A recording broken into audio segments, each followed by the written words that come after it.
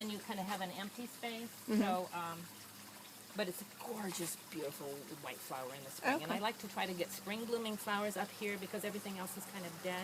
Yeah. So this is also a spring bloomer. And it kind of dies back with it's a little brown phlox.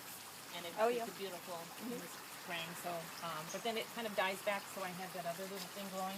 These hostas taking a while to take off. So I have a little evergreen shrub kind of going there. I was thinking that that would be nice to put a couple little evergreens in here, broadleaf evergreens especially, so that you could have a little greenery out here in the winter. We end up using this door a lot.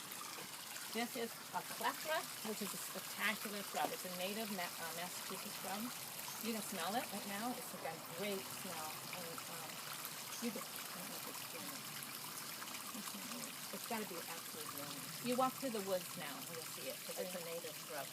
And what's the name of it again? Clethra. C-L-E-T-H-A. Okay. And then those are hellebores under there. So this drops its leaves. Okay. And so in the early spring these will bloom, and you can really see them. So they're really good.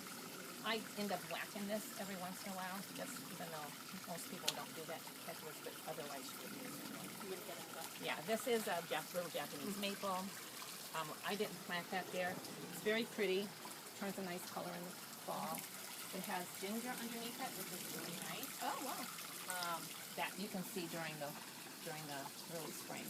This is a grass. It's in the bamboo family. Oh, okay. And it is spreading, so you can see that it spreads into this. So I tended to yank those out. Otherwise, it would eventually take over that. See, there's one coming here. So it's kind of like a constant. Ooh, you're not supposed to go there. You're not supposed to go there. Actually, do. Yeah. Now this looks really horrible. I didn't pay attention to this year. This is Corydalus, and it's just too hot for it right now. Okay. It loves a little bit more shade. So I would probably dig that up and put something else that really likes some sun. This is just our waterfall here. I wonder a question I should ask you. It controls the waterfall. It doesn't have any control. You can't turn it on and off. Okay. The New England Water Garden person comes once a year, turns it off. Now, I don't know, are you handy? Yes. Maybe you could learn how to do that from him. Okay. Bob doesn't know what end of the screwdriver you hold, so the New England Water Garden man comes. Doesn't charge a whole lot, and then he comes and puts it back on. It basically takes the entire little motor out and we put it in the basement so it doesn't freeze. So, and then it just kind of is there, kind of looking blank all winter, but it's not too bad. But this is evergreen, that's evergreen, and that's an evergreen, so it doesn't look too bad. Okay? So I don't know how I'm going to spend. This is a Japanese maple here.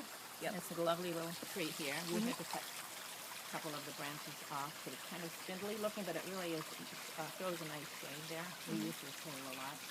This hedge here is Hop Hornbeam, and it's a fabulous little hedge tree. Oh, nice. Just a nice tree. You talking about the 1, 2, 3, 4? Yeah, okay. all of them in a row. So I probably would cut these ones down here that were closer to the ground. I'd probably cut those off to raise it up a little bit. Every once in a while. I mean, I've done it a couple of times. I left these. But anyway, that might be something that you might want to do. Again, you can ask the arborist. Which I use Tree Tech out of Foxborough. That's so funny. A friend of mine has a, what would you say, Leslie? She has a landscape architect. She's a landscape architect. Landscape designer or whatever. Davidson. Okay. And but anyway, she recommended. She was like, if you're doing trees, she's like, Tree Tech. Really? Okay. Yeah, he's very good. Okay. Yeah, very good. I really was impressed. The only thing is every time we say, oh, well, we were thinking maybe that branch there needs to come down. It's like, oh yeah. That'd be $1,000. Everything you say, or this whole tree needs to come down. False. That'll be $1,000. He kept saying, Bob they have one vocabulary, $1,000. No, I'm joking, really. They do a lot of work on our what's that? Hemlock hedge in the very front. The hemlocks are having problems in Massachusetts. I just had Tree Tech come a couple weeks ago and spray my hemlocks. That's right. The woolly adelgid.